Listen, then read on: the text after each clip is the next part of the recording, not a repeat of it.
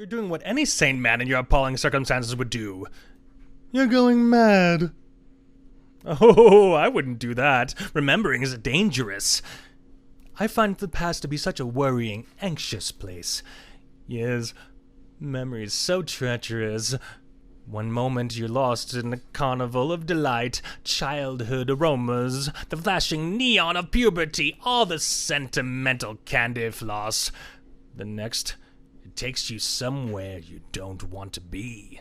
Somewhere dark and cold, filled with damp, ambiguous shapes of things you'd rather forget. Memories can be vile, repulsive little brutes. But can we live without them? Memories are what reasoning is based on. If we deny them, we deny reason itself. Although, what's wrong with that, really? It's not like we're contractually tied down to rationality. There's no sanity clause. So when you find yourself locked onto an unpleasant train of thought, headed for places in your past where the screaming is unavoidable, remember this. There's always madness. You can just step outside, close the door on all those dreadful things that happened. You can lock them away forever.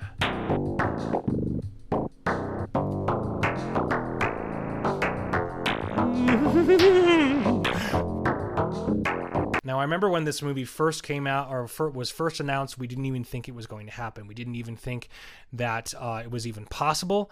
No one thought it was possible. All the people at Collider made fun of it. They just poked fun, and they just kept saying, ha, ha, ha.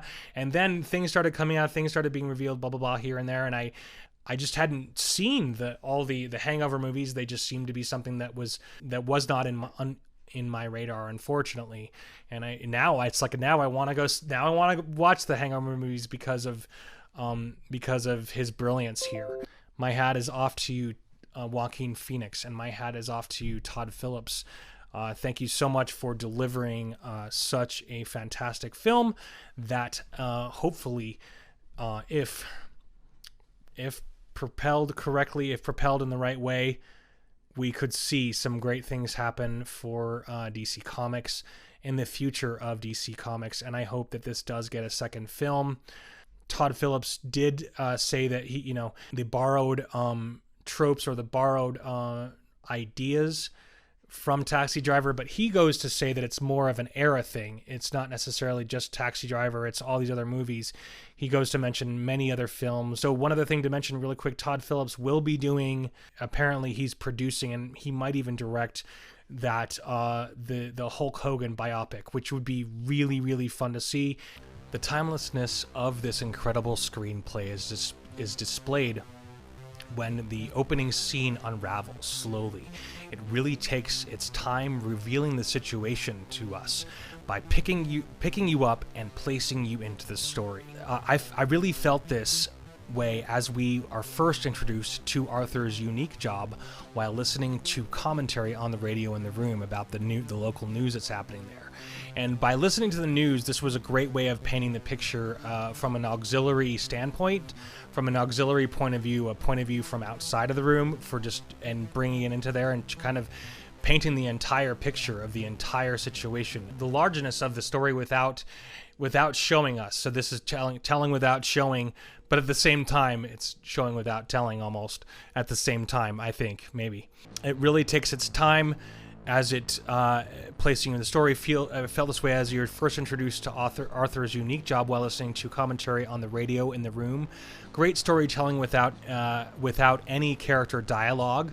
The city is New York City, Gotham in the 80s, of course. It's all filmed in New York, but of course, that's what gives it the Taxi Driver vibe, and everything's messy, everything's down and dirty, and that's the way a lot of New York was in the 80s, because I was there, I saw a lot of it. There is garbage everywhere and rats in accordance with especially with the commentary that's going on there.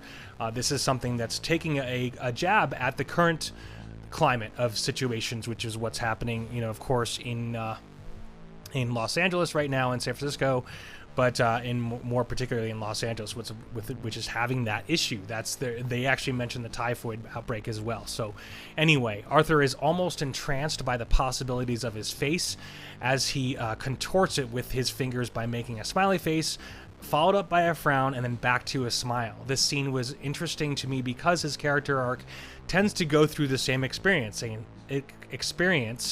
accepting his fate along the way. Kind of just, it's almost as if he's taking a ride in his own body, like it's almost like he's a passenger, experiencing it just along for the ride almost. And then the more I think about it, once again, the timelessness doesn't escape this movie at all, as the very next scene of the daylight cityscape is introduced to us with ragtime piano music accentuating the familiarity and down-home music that originated in America. I believe this is important because DC Comics and ragtime piano music both originated in America.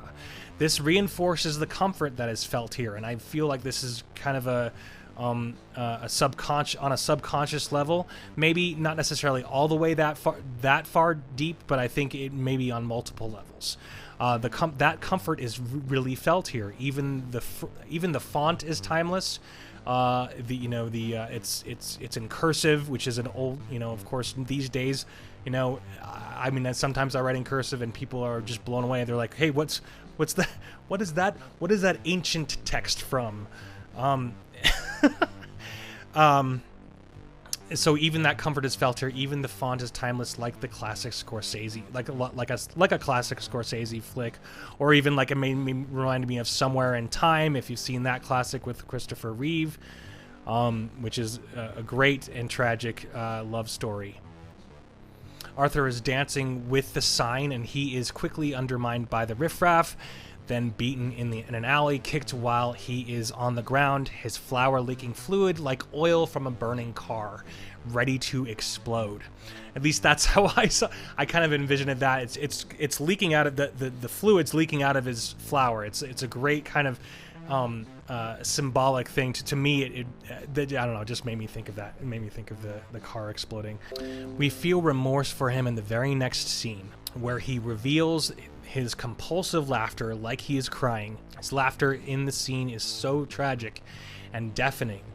It is like he is purging himself, attempting to push all the demons out through his raw, almost cringe-worthy emotion. These demons who will find their way to stay ultimately, making his poor battered spirit their permanent residence. He is attempting to tackle these emotions by keeping a journal requested by his therapist. He has a nervous and apprehensive reaction, almost avoiding her request. He has this nervous twitch in his legs that he does a lot too. That's another thing that was very interesting to me. But he completely avoids it, like he doesn't want her to see his journal. He tells her that he has already told her about this, pursuing a career in stand-up comedy, but she doesn't remember it, of course, because she's paid by the state, and so she's not giving it her all. She discovers the passage, "I just hope my death makes more sense than my life." I'm going to repeat that. She discovers the passage, "I just hope my death makes more sense than my life." This is evidence of an incredibly unhappy person. I have thought this same thing at times. This is a man who is engulfed by turmoil. This is a man who is troubled and doesn't have the resources for help. He is driven by one thing, art, and that's his passion for that. So this therapist is pretty much useless. She doesn't address the issue. She does ask about his current situation, and he recalls that he feels like he was better when he was locked up in the hospital. He reminisces there for a moment about it. He asks, she asks him details about why he was locked up, and he responds with who knows. So that was an interesting part too. In that scene, we are reminded, of course, that he does like to use his head as a weapon, or not necessarily a weapon yet, maybe, but he's done it a couple of times in this movie. Although he is on 7 different medications, he is asking for more, wanting to increase the dosage. He is insistent that he doesn't want to feel bad anymore. While trying to achieve his one goal in life, which is to make people smile, he is immediately shut down on the bus. His laugh, unfortunately, creates a lot of disturbing unrest to people around him and in the audience. It's that awkward moment. It's that, it's the Michael Scott first season of The Office cringeworthiness. Like you are legitimately coaxed into feeling anxiety. That's what it produces anxiety. His laugh does that. And it's definitely well projected in this scene. As Arthur slowly mopes home, we really feel his loneliness and sadness because it is accompanied by a slow, deep, sad cello melody that eats away at the beating heart of hope and happiness. Arriving home, we see that three